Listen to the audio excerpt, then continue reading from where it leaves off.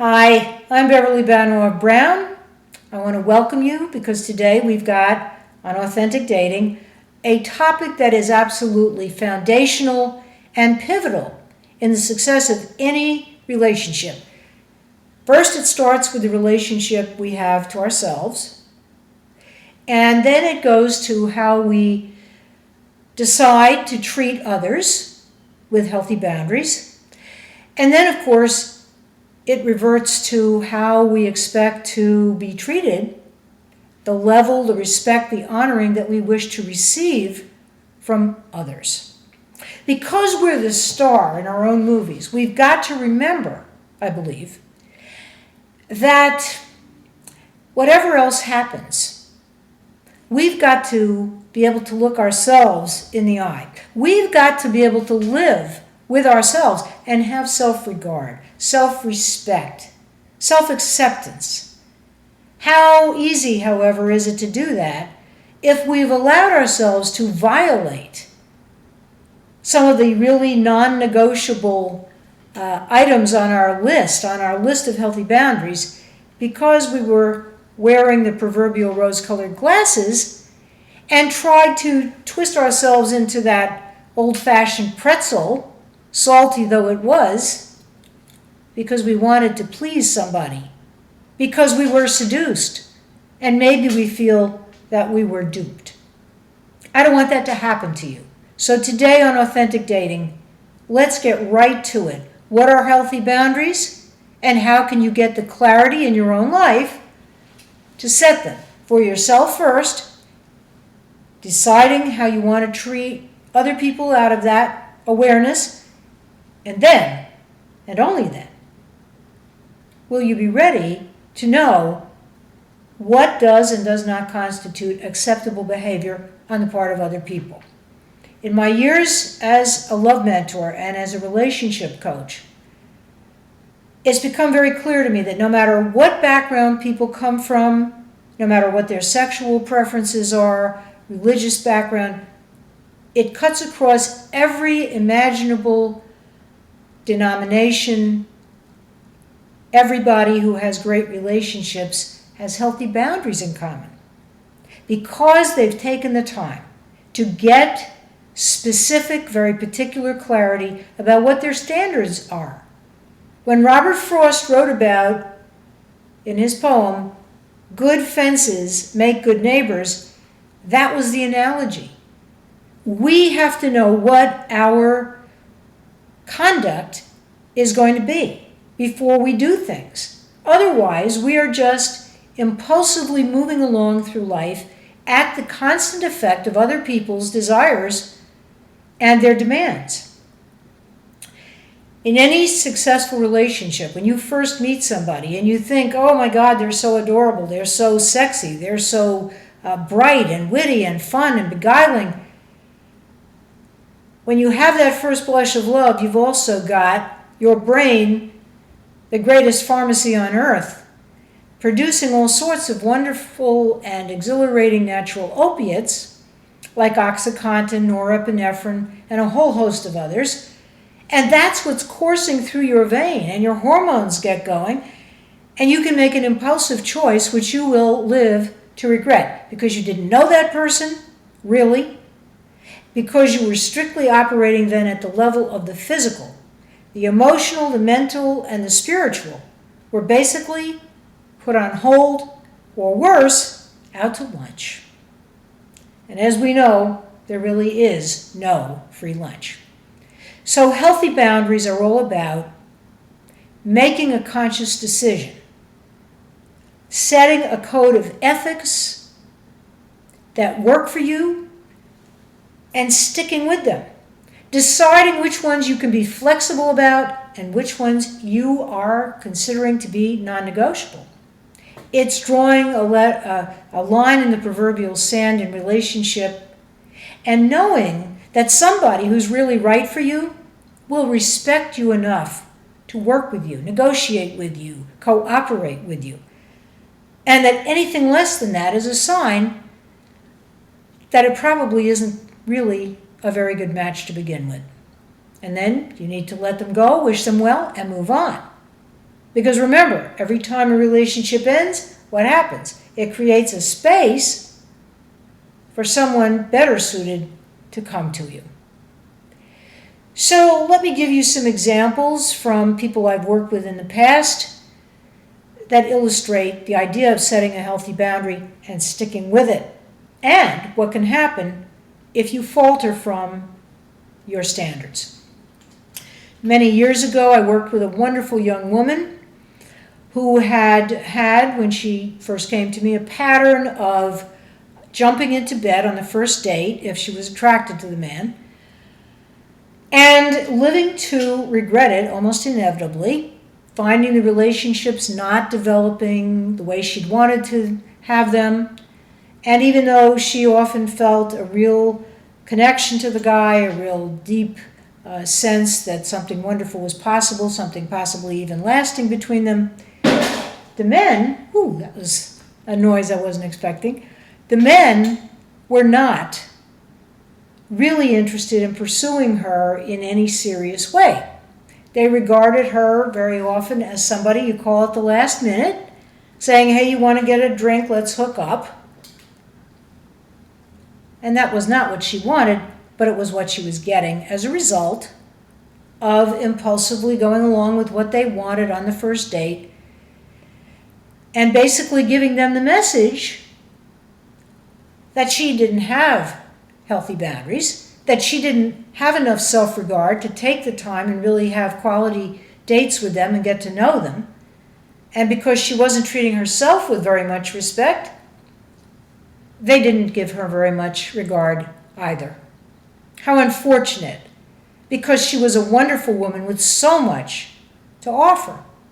And so in our work together, part of what we needed to do was see what the old BS was, what the old belief system was that said it's okay to just jump into bed with everybody like shaking hands or exchanging phone numbers. And even that you need to have some healthy boundaries on as well. During our sessions together, she formulated a list of non-negotiable items on her healthy boundary list. And after a bit of contemplation and reflection, she came up with a number that she would not, under any circumstances, deviate from. And that was that she would not go to bed with anybody before the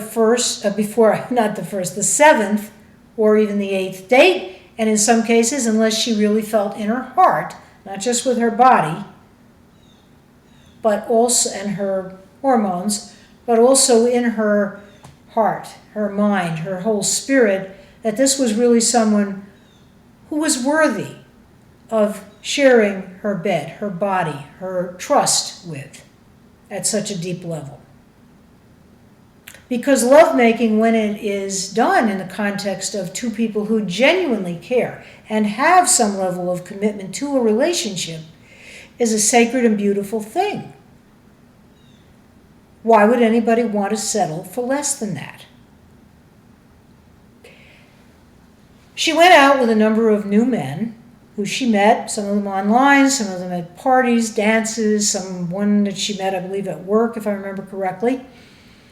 And in each case, they were all very attractive, very charming, witty, bright, made her laugh, took her on beautiful dinners and concerts, all kinds of things. Some of the treatment was very lavish. She was very pleased about this. However, several of them tried to get her into bed on the first date, the third date, the fifth date. And when she would explain to them that she had this healthy boundary that she now had in place and was going to stick to it because in the past she felt that she had been too quick to allow things to get very physical, the men who were able to hear her were the ones she went out with again. And the ones who said, oh, you're a prude and you're living in the last century and all this other nonsense, when she held her boundary, they disappeared. And in each case, when I asked her how she felt about it, she said, I feel relieved. I feel liberated. After that happened, she met another man who really was a beautiful person and she felt a deep kinship with. And after the 5th or 6th date, he also wanted her to become sexual with him, and she told him the same thing she had told the other men.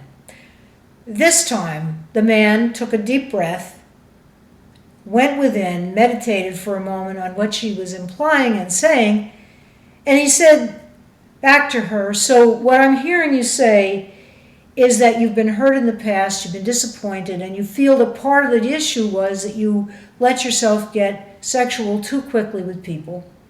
And though you feel attracted to me, as I feel clearly to you, you want to wait until you really feel completely comfortable, safe, at home with me, so that it'll really be very special between us." She said, "Yes, that's exactly what I mean." Instead of pushing her, instead of calling her names like prude or other worse things, he said, "My love, you are somebody I cherish. When you feel comfortable enough, you bring it up. Until that time, we will just enjoy each other in the ways that we both feel comfortable with right now." And about 2 or 3 months later, that moment arrived. They got together. It was wonderful, beyond anything either of them had imagined possible.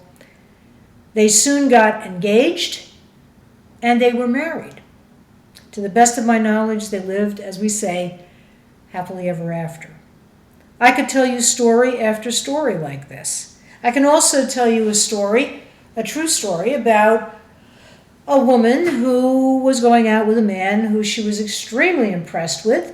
He wrote her poems and he sent her emails all the time, and he came to see her and brought her wonderful lunches at work, and they sat outside by the fountain, and it was all very romantic. And the 4th or 5th date came along, and he said, "I'm very frustrated with you. I want you to stay over tonight, and I want you to spend the weekend, and nothing less will do, because I don't take no for an answer." At that point, she explained to him the boundary and her basically non-negotiable feeling that this was not going to happen because she did not yet feel she really knew him well enough. At that point, he said to her, "I can't believe what a prude you are. Other girls go to sleep with me on the first date. Why should I wait? And if you can't hack this, then I don't want to see you anymore. What is the matter with you?" At which point, she realized he had no empathy. He had no real commitment whatsoever to any kind of relationship with her. He just basically wanted to have a good time, very hedonistic, and that was that. And she realized that this is an example of somebody who probably was, many ways, a narcissist. The love bombing, the lack of empathy, the sense of entitlement that he clearly had about their sexual possibilities, and the sudden Jekyll Hyde turning on her, from one moment inviting her to spend the weekend with him and have a wonderful time, to that Jekyll Hyde piece where he turned on her, called her names, put her down, because he didn't get what he wanted. In other words, once again, because she set a boundary, because it was an unbreakable bond she'd made with herself, she was not going to fudge it with him or anybody else. She saw the difference between what she wanted and what she was getting, and she was willing to wait until it was really right. I hope that you will wait until it's really right and get clarity for your life, because healthy boundaries make all the difference in communicating your needs, your wants, and feeling safe. I'm Beverly Banor Brown. Until next time, I wish you love. Bye for now, and many blessings.